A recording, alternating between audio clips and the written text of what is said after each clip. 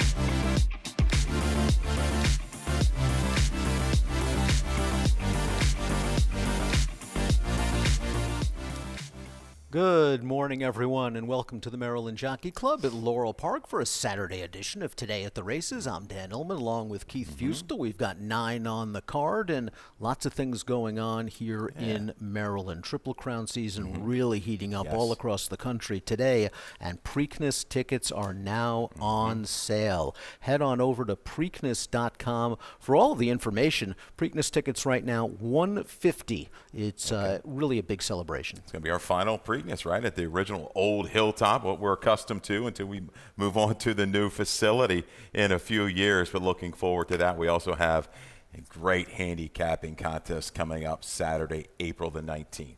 Really looking forward to the Preakness Preview Day right here at Laurel Park. Going to be a big day of racing. The Federico Tessio, of course, the win and you're in for the Preakness. You've got the Weber City Miss, the win and you're in for the Black Eyed Susan.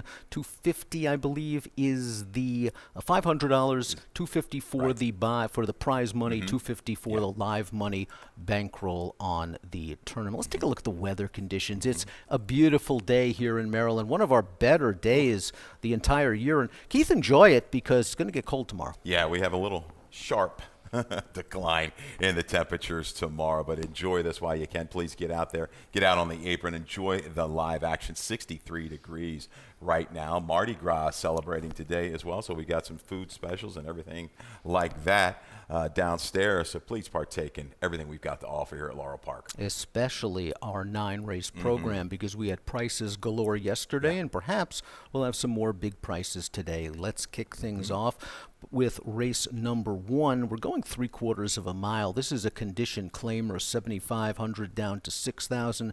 Scratch the 6, Shake It Baby. This is the first leg of the low takeout value pick 5, and the takeout is low. 12%, 50-cent minimum wager, a great bet.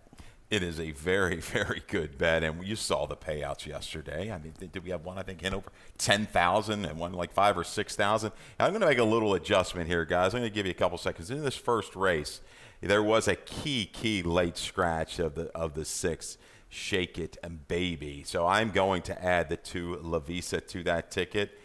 4 times 7, right? It's going to be a $28 ticket. No, it's going to be a little less than that. It's going to be $24 when it's all said and done, because we did have a scratch in race 3. So 1, 2, 5, 8 to get you started. We'll come back with a fresh taker. We're going to single the 5 in race 2, Biravino Boulevard. Race 3, the all button, wide open in there. Race 4. Looks like Freccia d'Argento or Haley B, and they're going to be shorter prices. We finish it up with a single, another short price. Scratch the plain one, Big Shot Vegas. We're going to use Aikman's double. Holds there for Jamie Ness at a 4 to 5 line. Shorter price, but yeah, it's going to end up, I think, being a $24 ticket. We'll have you updated here shortly. Let's kick things off with race number 1. And the question I have to ask you before we start talking about our top picks is Lavisa just loose today? Yeah, and if that's the case, is it her day? Because when she gets on the lead, she's very dangerous. Something tells me she didn't care for the wet track last time. No. Outside, an early move into it, a press, and Sweet Heidelberg was just on her game that afternoon. Dominated that field from probably mid-turn to the wire. But the 2-back and 3-back tries, the figures work good enough. It's the 2-back try that catches my attention. Decent internals. I think she'll get even maybe a little bit more relaxed flow against this group. And she's going to be tough to beat on the front end with a clean break. If she gets that clean break with Toledo, she could be off to the races. We both like Bad Temper, though. I like the outer draw today. I think it's a very good outside post because she does have the tactical speed to get close to what should be a moderate pace despite turning back in distance. Now, this is a horse that has won going route to sprint in the past, and I thought her last race was okay. She was wired in a slow-paced race over a speed-favoring track, and she finished behind the 2 favorites. I just think she's very well spotted at this level, and it's up to the jock to get her close enough to Lavisa so that one doesn't spurt away on the turn. Yeah, she was well back of Lavisa, off the pace early, closed in belatedly 2 races back, but that last race, the flow hurt her. I think she's got even a little bit more tactical speed than what maybe she's shown, especially against this group. I think if Sarah is in range a couple lengths out of it, maybe approaching the quarter pole, she's going to have this one gathering momentum by then. She has a chance to run down the speed of Lavisa. Got to root for the 10-year-old. The number 5, Utterly Enchanted, is still in very good form. Father Time hasn't caught up to her yet, but will the pace be to her liking? Last time out, it looked like she got a really solid pace. She got the split. She angled back to the inside, and she fired. Not sure she's going to get that sort of setup here, but you know she'll kick late. She should kick. She just hasn't brought what we've been accustomed to further down the line. Utterly Enchanting, though, still a player in here at the age of 10. Yum Yum Eat 'em Up goes out for Mario Saray and Raul Mena. Thought this horse was wired last time out over a speed-favoring track, finished behind Bad Temper. Didn't like the way this one hopped back to her left lead, but to me, that's a sign that distance was a little far for her. I think cutting back works. I like the way she traveled into the turn, around the turn. From about the 3/16 pole, not so much, but she doesn't have to go that far. You're right. I think she'll get an earlier run at the speeds. I think she's maybe a little bit quicker through that opening quarter half than, say, a Bad Temper. Let's move on to race number 2. $20,000 maiden claimer down to 16, going a mile and a 16th. This race is for 3-year-olds. The Maryland breds have the option of running for the $25,000 claiming price. It is the first leg of our 50-cent pick 4. As we take a look at the field, Percy, the number 1, is 8-5 on the morning line. Amazing Bernie, 5-2. It is the first leg of our 50-cent pick 4. Really good wager, the pick 4, especially if you're alive in the pick 5, and especially if you're not. Yeah, we've got a few chances to get us going in race 1, but it all comes down to a single, and we both like the 5, Biravino Boulevard. I thought this one held quite well, disputing the pace. You don't usually see me give a comment of grudgingly when the horse is beaten 10.5 lengths. You go back and watch this video. Biravino Boulevard was trying. The blinkers come off today. We have a stat. This has been a significant move for this barn as of late. I like this stat. I think you've got 6 of its last 11 hitting at a big strike rate with an ROI. There it is, of 504. Now, I didn't dig deep and see how this stat works out when you swap the blinkers for the cheek pieces, which are going on today for Biravino Boulevard. I wonder how that's going to affect things. The one thing I do know about Biravino Boulevard is it was nice to see the improved speed last time out. We saw that with the long shot for John Salzman Sr. yesterday. Horse that showed improved speed in his most recent start and continued the improvement. Maybe we'll see that for Biravino Boulevard. I expect her to be forwardly placed. Do you think she's making the lead? I think she definitely could make the lead. If Liapacina wants to go ahead and go, I think Percy's got a chance to be a little bit more aggressive from this inside post. But Biravino Boulevard, I think, will be relaxed enough early through that opening half, bring the finish. 4 works since that last race, tuning things up, maybe some testers with the cheek pieces. Percy draws the advantageous inside post position for this 2-turn test and also gets some class relief. We have a video spotlight for the number 1 Percy. Let's go back to the most recent effort. This This is over a muddy track on February the 1st. I thought he was kind of rated a little bit in the early portion of this race, and then tries to get into it with an outside bid. He's sitting in a good position right now.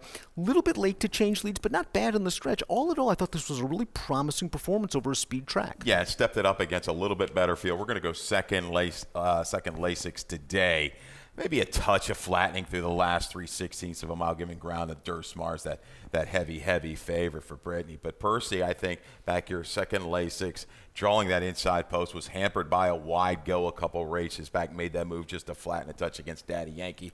This is a great spot for Percy. If he's going to get it done, he's going to be a shorter price, but he's really going to have no excuse if he comes out clean. What I liked about that race was that 2 starts back, he didn't change leads at all, and Weston made a concerted effort to get him to change. He did so. I think that was a very good learning effort, good inside post, good trip coming. Amazing Bernie finished ahead of 3 of these rivals in the most recent start, including our top pick, Biravino Boulevard. It just seems like this horse is slowly getting better with each and every start. He has a bad habit of hopping back to his left lead late in the game. Exactly. Kept on willingly enough, but does he have enough positional speed? Maybe the 3 races under its belt, 1 more is going to get him a little bit closer. He's going to have to start things up a little sooner, I think, if he's going to have any kind of serious chance of reeling in horses like Percy or Biravino Boulevard. But yeah, dangerous horse, though, with Tori Oliver. Did finish ahead of a horse that came back to place with a 48 mile. Let's quickly talk about Rapid Send, Keith, the horse that made a big 4-wide bid on the turn under urging last time out and kind of flattened out.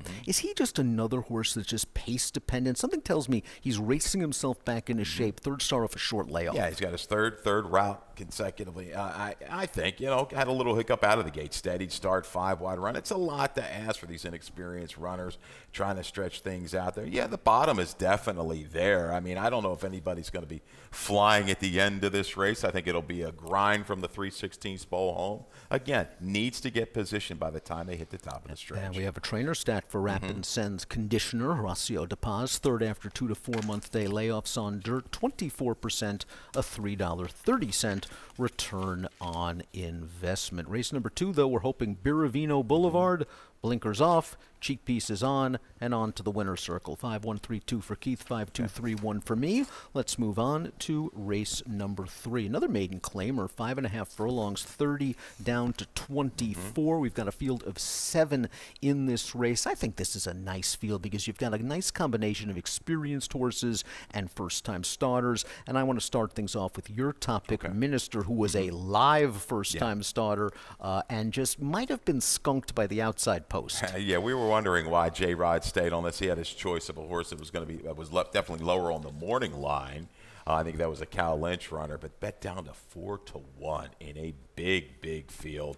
There wasn't a whole lot of stats even with Pecker recently with the firsters, but this guy took action. It stayed there, hung wide into a very fast pace, and it would not surprise me in the least. We got first-time Lasix today, a little bit of drop. If J-Rod gets a little more aggressive out of the gate, because you're looking at the Eternals winning trip and General Maximus and these horses and blow by him out of that last race. They weren't nearly as quick. I think this horse is going to get thrust into the action, and if he turns for home with a little bit of a lead, we'll see J-Rod do his patented float-out move. He likes to do that and try and intimidate a little bit, and it works. But Minister, I'm going to use right here, second back. And looking at the work tab for this horse, it looked like Pecoraro had him in with that first-time starter that won here the other day. Remember the one that missed the break completely and came from 20 out of it to win? So maybe Minister is a little bit better than he looks on paper. I agree with you. I think he's going to be forwardly placed. I'm going to go with one of the first-time starters. Actually, I'm going to go for a first-time starter exacta. The 6 is Tyson's Delivery, and this is a horse with a little bit of turf in the pedigree, mostly turf close up, but the second dam was a stakes-winning sprinter on dirt, won the debut, had an 85 dirt buyer.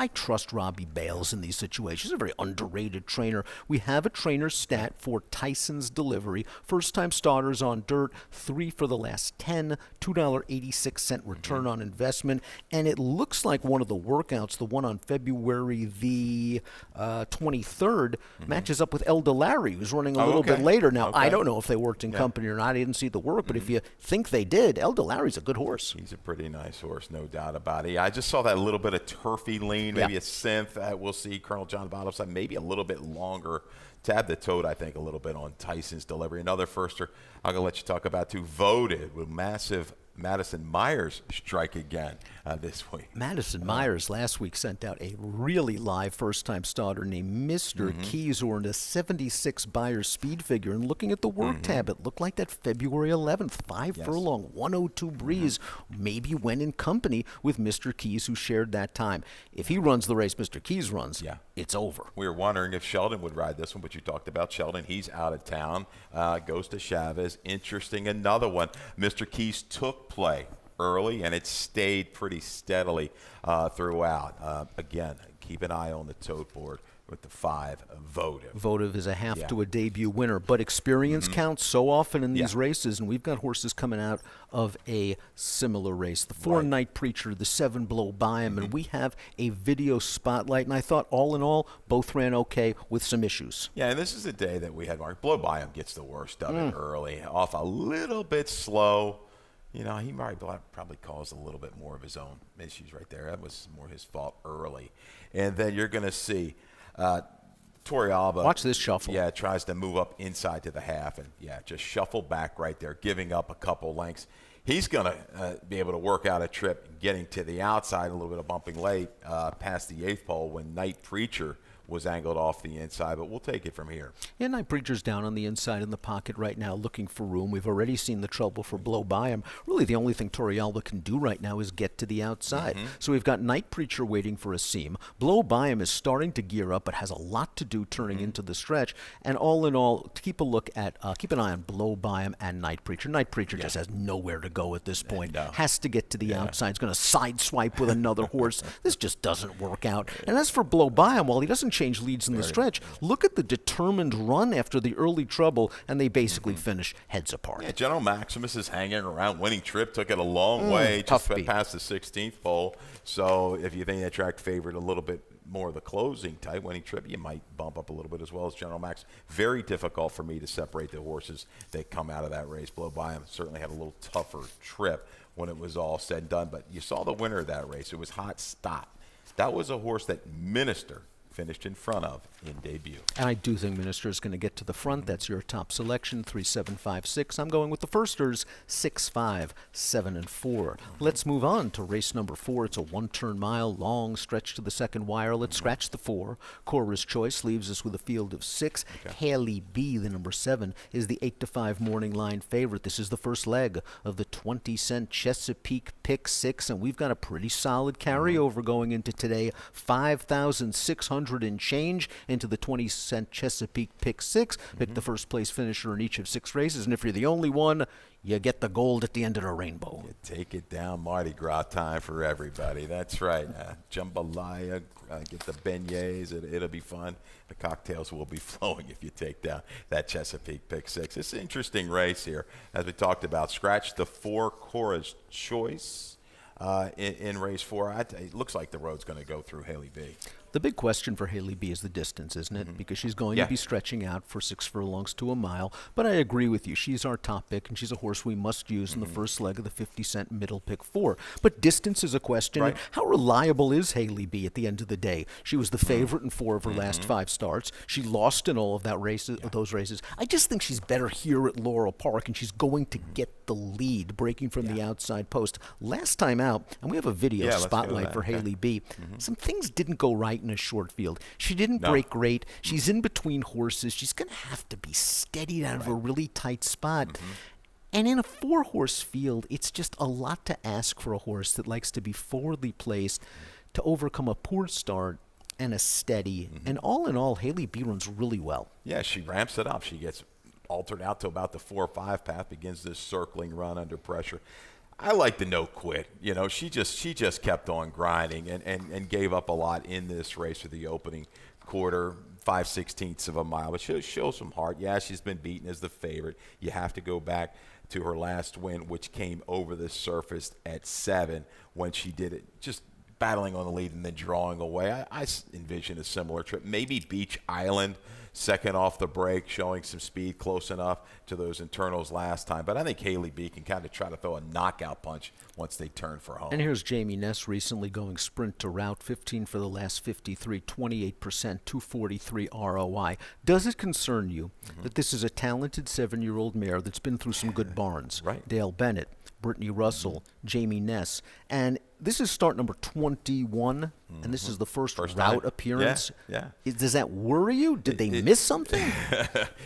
Not as much against this group. When I go back to the 7/8 of a mile, I think she can stretch it another furlong here. Yes, we've got the longer run. It is a little concerning. If I remember Red's Round Table, wasn't that all speed going back? I thought that horse ran around here. So maybe that's the case. I think she just, if she gets enough of a relaxed flow and Beach Island isn't too much of a pass through that first half or 5/8, she's going to be tough. But Freccia D'Argento, to me, looks like the one that's going to bring the legitimate kick from off the pace. And this one was beaten as the odds-on favorite last time out, but she was wired in a very slow-paced race over a speed-favoring track. And I just think the pace will be a little bit more honest for her this time around. Now, she hasn't won a race since 2023 and has been settling for a lot of minor awards, 10 seconds in her career. But I agree with you. I think she's got the best kick. They took the blinkers off last time. We showed you the stat earlier with a blinks off move. We might have used it for Freccia D'Argento last time, but she did run well where Rumit was had the run of the race up top. Jockey Hamilton had his choice of Freccia and the one Brooklyn Girl and lands here. Let's talk about the number 2, Watch Your Tone. We've got a trainer stat for Rudy Sanchez Salomon. First after the 2 to 4 month layoff on dirt, recent numbers are good, 21%, a $3.61 ROI. What's good to see is that this horse has run well fresh in the past off of layoffs. I just am curious to see what we get from her going a mile off the layoff. Another horse, you look at her record at Laurel Park, it's pretty good. Yeah.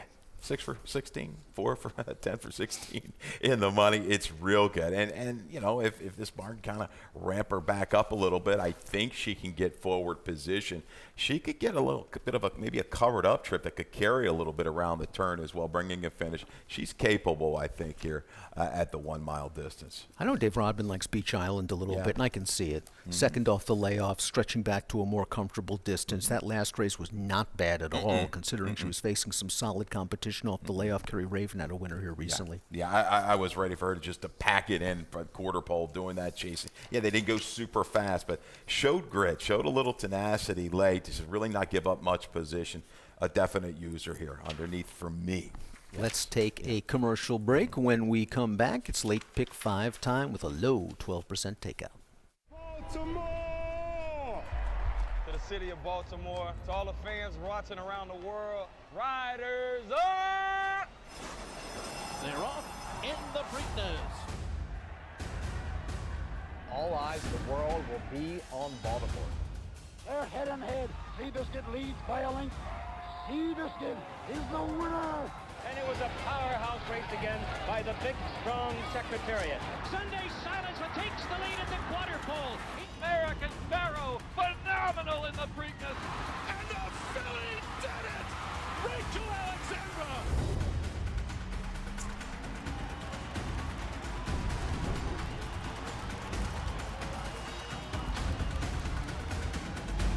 Here is Smarty Jones. He wins the Preakness by a dozen lengths. She's the brave, wins the Preakness. Welcome back to Today at the Races. I'm Dan. This is Keith. We're getting set for the late pick 5, which starts at race number 5. Let's take a look at the field. We're going a mile and a 16th. Maiden Claimers, 12-5 down to 10. Maryland breds eligible for the 15 tag scratch. Half of the entry, the number 1, Big Shot Vegas, but Aikman's Audible was the one that was likely going to take all the money anyway. 4-5 on the morning line. This is the first leg of our late 12% takeout value pick 5. 50-cent minimum wager. There's carryover potential in this value pick 5. It's a good wager. Not sure if Matt came in with her pick 5 ticket yet. There it is. There it is. And boy, she started you off yesterday with a great single. No, she didn't catch the whole ticket, but hopefully, as I told her, it's a wake up. So if you have some people that like to follow certain handicappers here, I hope you went in and bet a nice flat bet on Bill of Rights at a $16.20 return. Great pick McKenzie there with Bill of Rights. So here's her ticket for today. Again, 12% takeout, 50-cent minimum, the late value pick 5. She goes 3 deep to get you started. 1A, Aikman's Audible. The 4, a line, and the 6, Parlay for Destiny. They all look like serious players in here. Shorter price on Aikman. I've got that one single. So race 6, all button. We've got the scratches in there. The 1, 2, 5, and 8 are out. She's got everybody in race 6. Let's go to race 7. Race 7, a single. Dolich Vita. Really good the last couple races for Robin Grand Forest boys. Single in race 8. There's the 5, Exploration. Really kind of, there's a couple scratches in there. The 3 and the 4. Exploration going to be a single on about 97% of tickets maybe today. Race 9, wrap it up. A little bit of spread here. 2, 4, 6, and 7. Quick Key, probably going to be a solid choice in there to wrap things up. Going to throw a couple extra prices in there. Fire It Midnight and a lot of Moxie. They're 5-1 and 6-1 on the morning line, respectively. A $30 late value pick 5. Well, let's start things off by taking a look at our morning line favorite, the 1A, Aikman's Audible, a horse that we've been following for quite some time and now is going to get a little bit more distance. And I think that's good for Aikman's Audible. Coming out of the same races, Parlay for Destiny. Let's take a look at Aikman's Audible. J-Rod broke really sharp with this horse and then just kept him way off the rail on the outside. He was cruising. Parlay for Destiny's kind of in a little bit tight in between. Yeah, Parlay for Destiny was able to work out a trip. Had to deal with a little bit of traffic, but made that kind Gets of the split. Inside move. Yeah, was able to go ahead and get the split. And Aikman's Audible, I mean, after today, if he doesn't get it done, I don't know. Am I done with him? Right. He was confidently handled 3-4 wide, gets set down here at the top of the stretch, and you think he's just going to kind of dig in and repel any challenges and keep on going. But no, tough luck gets the better of him through the last 1/8 of a mile. He's game. Again, I'm looking at a scenario. He's probably going to have to deal with a line at some point. I think a line is dangerous as a forward player. I'm going to give him one final shot getting out here to 2 turns today. I agree. I think the trip's going to work out this time. I think a line is going to go, and I think this horse with his tactical speed is going to sit off of it. And I really think the 2-turn configuration is going to play to his strengths.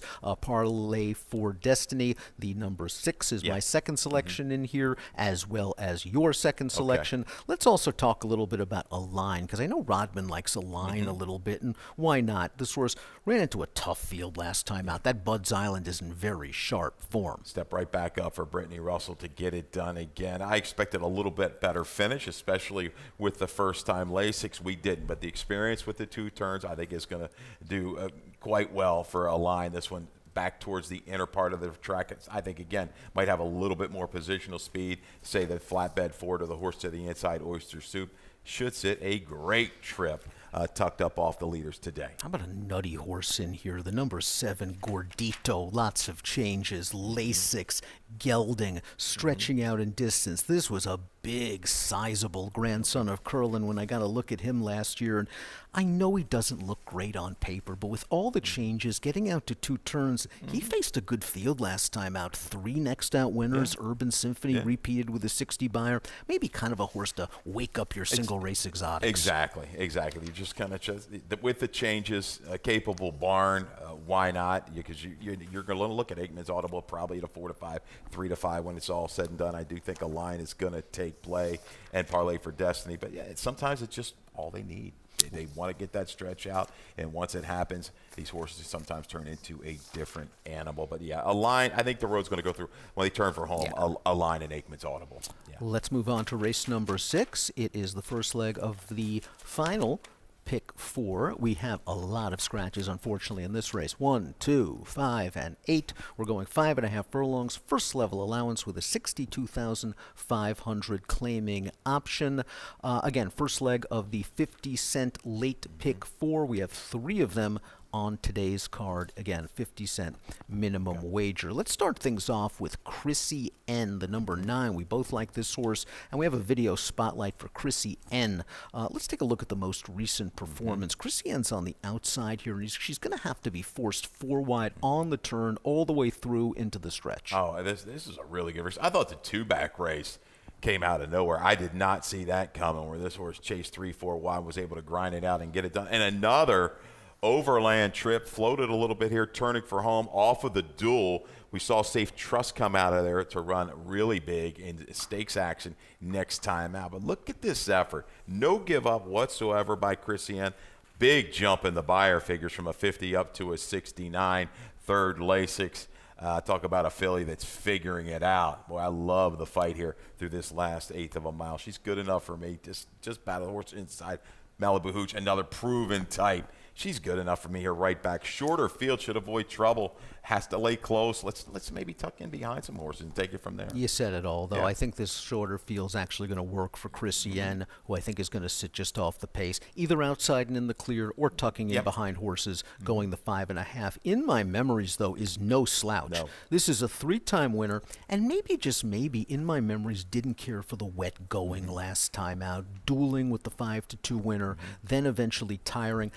On a fast track, there's a chance that in my memories, if She's No Uncle doesn't go, is the speed, and might be one of the better closers anyway. Yeah, this race definitely changes with these scratches. You had Pocket Sand who looked like a go. My note is here. Could they possibly take back, in my memories, a little bit? She got caught into that duel last time out. We liked her. It was just in the video that you saw. Safe Trust, Malibu Hooch, Christiane race just a fade. But you're right. She's versatile enough. The only 3-time winner in this field. They pop out of the gate, see in the opening 16th what Hernandez wants to do. But I think she's capable either way today. And, again, back to a fast track could help. I think Hernandez plays off what the 4 She's No Uncle's done, who showed good speed when graduating last time out. I thought Speed did well that day, but certainly she looked good, and she's got a lot of upside. I think J-Rod's going to go with her. I think in my memories it'll be right off her flank with a big chance turning into the stretch. What about Double Arrow, the number 3, returning for Robbie Bowes? The last time we saw Double Arrow at Laurel Park, she was a really good maiden winner over a muddy track. That was probably a little bit of a tougher spot last time out. She kind of was really awkward with her lead changes. Must have swapped them 3-4 times in the last 2.5 furlongs. But something tells me at this class level she fits. I think she works beautifully. That maiden breaking score was visually impressive. Stepped up, got a call of a heavier track. Parks was in front when having to battle in that race on the front, and she was in front of Little Coco Bean. It was a pretty quick filly in her own right. Again, at 5.5, I don't think she necessarily needs a real riders race into the turn in race 6 and see how things develop out here. I think we know one thing. Christiane should be out in the clear, be able to make an easy assessment of what's going on up in front and then take it from there. And that's where we go. 9.736 for Keith, 9.376 for me. Moving on to race number 7. We're going a demanding 1 1/8. It's a 12,000 starter optional claiming event. Let's scratch the 5, Good Luck Chuck. We both like this horse a little bit as the potential speed. Now, with Good Luck Chuck out, does that make Delice Vida a horse that can get closer to the pace? Now, she certainly didn't need it last time out, as we see from this video spotlight. The pace wasn't very fast in this race with Delice Vida, and Delice Vida just hung out wide going into the first turn. This was an amazing performance to me. 26 opening quarter, 51-3. 4 wide, almost 5 wide there to the 7/8 pole, and then continued wide every step of the way, basically. And Forrest, at no point, look, she was completely unfazed. I was like giving her a little, what are you doing? This isn't like a normal Forrest kind of ride, but this guy, he relaxed. And maybe she said, I just don't want to get caught behind those horses around the first turn in the backstretch. And right here, leaving the 3/8 of the quarter. This is a horse that always had a lot of backability, dropped down to this level, and Robin Graham took him, has done a good job. Just look at Forrest, really confident compared to all the other riders. They've got their horses off the bridle and are riding, and Delice Vida not only makes the lead here, but after losing all that ground, finishes it off. We see Rumjar down towards the inside, surviving the pace. I won't say battle when they go 26 and 51, but it was at least a contested pace up front. I am a sucker for Rumjar. I mean, we talk about it all the time. He's probably a Monmouth horse. They were trying to get aggressive with him last time out. I can understand that because the pace was so slow. I thought all in all it was an okay performance for him. I'm just not sure what kind of trip. I think I'd like to see him either get to the lead or if Delice Vida wants to go this time, sit second. But there doesn't seem to be a ton of pace in here. Well, and this is just an odd race now with Good Luck Chuck from a pace scenario because you figured he was going to go. Back with Robbie, he's won a lot of races with Good Luck Chuck. But now he's out. You got also Yodel. Where'd that speed come from? Where'd it come from? Decided to send last time at the one-turn mile. Went on with it. El Delari's been a little bit keener of late in hand and underrating holds with J-Rod prompting the last couple races. Really tough. Who's going to go? I cannot tell you. I'm going to trust Forrest here to go ahead and judge it through the first quarter, and then just please take it from there. This guy, at least he's proven he's run some races. He hasn't won at the mile and eighth, but he's had a couple seconds and a third. I think he's going to be okay, just in really sharp form right now. I think those buyers are hedging back. He's not in those mid-80s like he used to be. He's getting there. Maybe the speed will be El Delari. We do have a video spotlight for El Delari, and this race came over a muddy track. It's worth noting that El Delari is 3 for 3 over muddy tracks. I thought this horse took a little bit of a bobble at the start, but takes over the lead at the 5/16 pole with really no problems whatsoever, and then just stretches it out through the stretch. Yeah, this was scary good. I mean, I liked him this particular afternoon. He was a shorter price. I didn't see this kind of performance coming, drawing off by 9 and change, posting an 80 fig. Was it because of the mud? We don't know. You just talked about that. Or is he just kind of getting this good? He's always been a trier. And turf dirt, it doesn't matter. He brings it. J-Rod was getting along with him beautifully the last two. Now we've got Toriaba and Robbie first off the claim, but you shouldn't really have to worry too much, should you? You don't worry about it at all. Here's Robbie Bales first off the claim. 5 for the last 8, 63%, 788 ROI, and I think it's a good sign that Robbie had 2 in here. He takes out Good Luck Chuck, maybe because he doesn't want to deal with El Delari, and he could find a better spot for Good Luck Chuck down the road. Fun Lovin' Criminal comes into this race off of a big performance at Charlestown. What a lovely ride that day. They found the rail going into the final turn and shot on through. The horse won by a million lengths. We do have a trainer stat for Fun Lovin' Criminal. Curon last time winners, a very minor sample, but 3 for the last 13, a positive return on investment. This old-timer, usually shows up with a good effort. I think flow and distance should suit him well against this group, stretching out for the first time to a mile and 1/8, backing up to 2 turns. But Robin, I know, is high on this horse. He said caught 5 wide the first turn, but as you said, Lopez doing a good job. They will work down and save some ground and then knife between. I like that comment there from a man Fisher to draw off by 7 and change. 3-4-1-2 for Keith. Oh, rum jar. 6-1-4-3 for me in race number 7.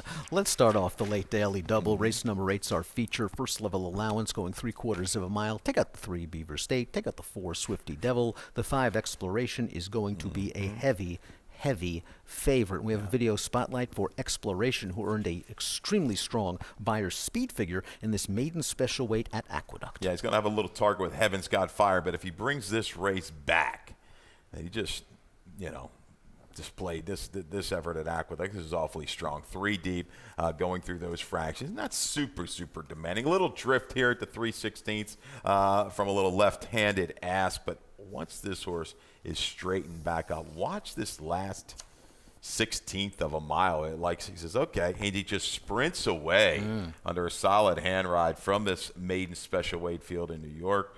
Again, gets some assist with the scratch of Beaver State and Swifty Devil. I think he just gets the run on Heaven's Got Fire. I don't know if I think he'll just go ahead and let that one go, then kind of work outside and pounce. Can he hold off Coringa? Coringa with a big effort last time with the blinkers coming off for Trombetta, but he's going to have to step it up a little bit more if he's going to beat a horse like Exploration. Exploration probably in the range of 2 to 5, and here's your stat for Brittany Russell. Recently, January 31st, February 23rd under, not bad, 44%, a $2.36 return on investment. Exploration was entered 3 weeks after the race we just saw. It was scratched, but just looks so well placed in this spot. I thought Coringa looked very good last time out, and I won't be surprised if Coringa pulls off a little bit of an upset here. Jamie Rodriguez picks up the mount. Coringa probably needed the race 2 starts back. I like the fact that she was able to sit off of a runaway speed last time out, inhaled that horse, and basically won in hand. That was, again, stout performance. At no point leaving the 3/8 spot. I'm like, look at Coringa moving like this. What a difference the blinkers coming off made.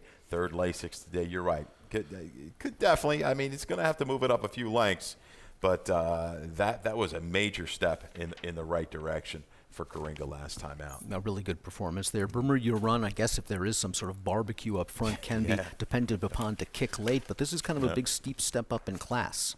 No doubt about it. I like the trip Weston gave this one last time out, was taking the rate, work between, couldn't quite catch a price in Sin Permiso, but going to need a meltdown, I think, from those top horses. Let's close things out. Race number 9, mile and a 16th, 12.5 down to 10. These are non-winners at 2 life for fillies and mares. It stays intact. Field of 7 in here. Quit Quai is the 8-5 morning line favorite. Quit Quai might be the speed of this race. Yeah, we saw Shining Spirit, who she finished in front of, got involved with in a duel around that final turn on February the 8th.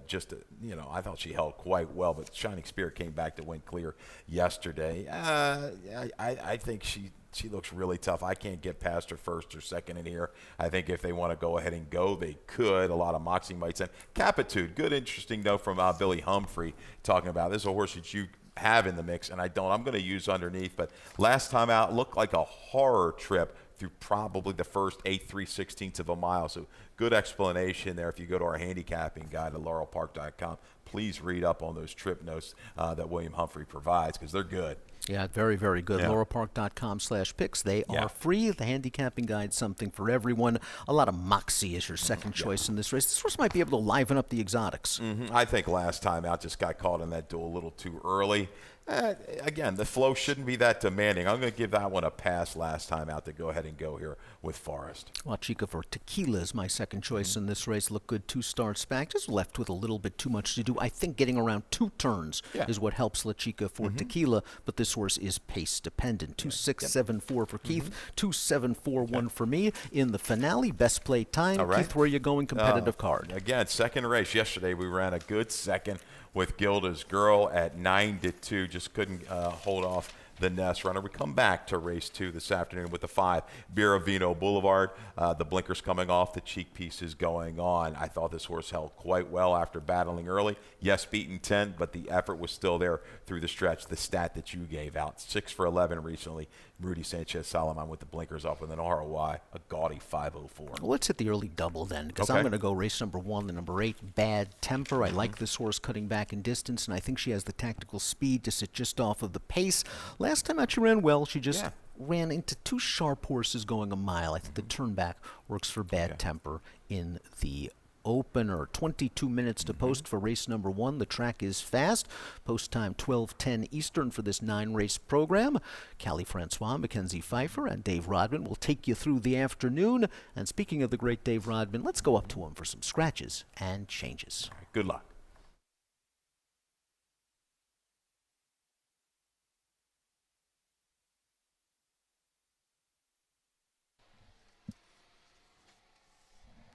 Good morning, everyone, and welcome to Laurel Park. 21 minutes out to post time. Track is fast. Temperature in the low 60s today. Winds out of the west at about 15 miles per hour. 9 races on the Laurel Park card, and here's a look at your program changes. First race, scratch 6, Shake It Baby. First race, scratch 6, part of the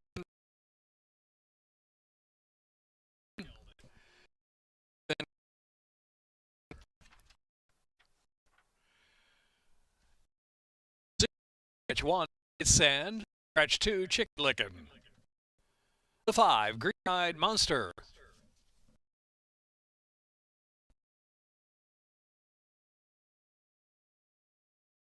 One's up. Scratch 8, it's a Monster Mash. 7th race. Scratch 5, Good Luck Chuck. Scratch the 5, race 7. 8th race, number 1, Coringa, jockey Jamie Rodriguez. Jamie Rodriguez on the 1, Coringa. Scratch 3, Beaver State. Scratch 4, Swifty Devil. 9th race, no changes in the 9th. Chesapeake Pick 6 carryover, $5,608. That starts in race 4. Value Pick 5 plays here at Laurel Park, both early and late with a 12% takeout. 12% Value Pick 5. Early Pick 5 with a mandatory payout, carryover potential for that late Value Pick 5. Now you're up to date on the changes. Track condition fast. Good luck this afternoon at Laurel Park.